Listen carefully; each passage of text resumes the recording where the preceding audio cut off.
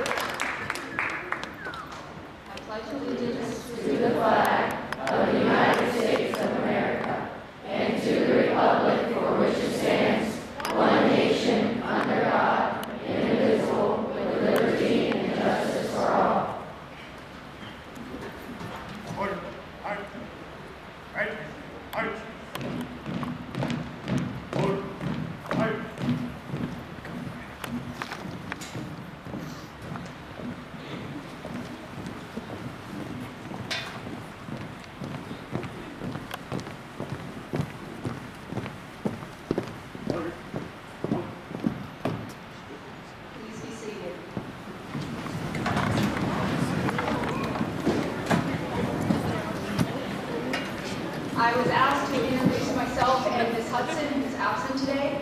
We are your two veterans that serve on the teaching staff.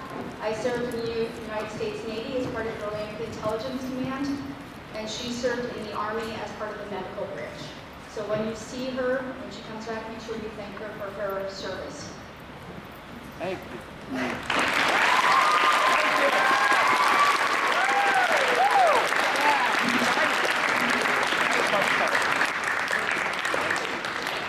Okay, students and guests, welcome to today's Veterans Day Assembly. I'm personally honored to be speaking with you today on such an important occasion. We are here today to honor service members and to remember the sacrifices that they have made and the courage it takes to defend our country. We are here today to honor veterans, to remember their achievements, their courage, their dedication, and to say thank you for their sacrifices. At this time, I would like to present a brief history of the origins of Veterans Day.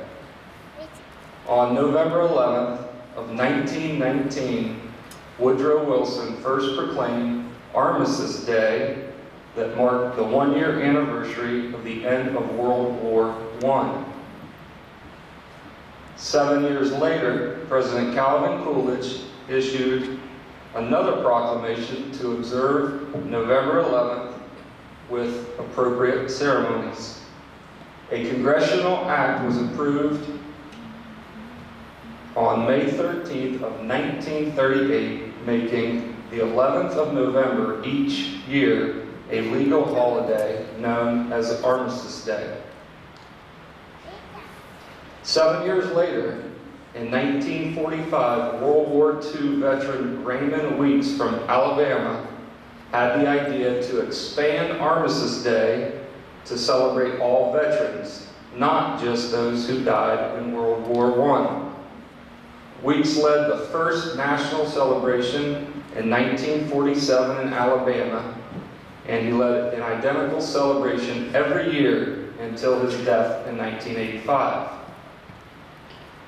United States Representative Ed Reeves presented a bill establishing the holiday through Congress, and President Dwight Eisenhower signed the bill into law on May 26, 1954.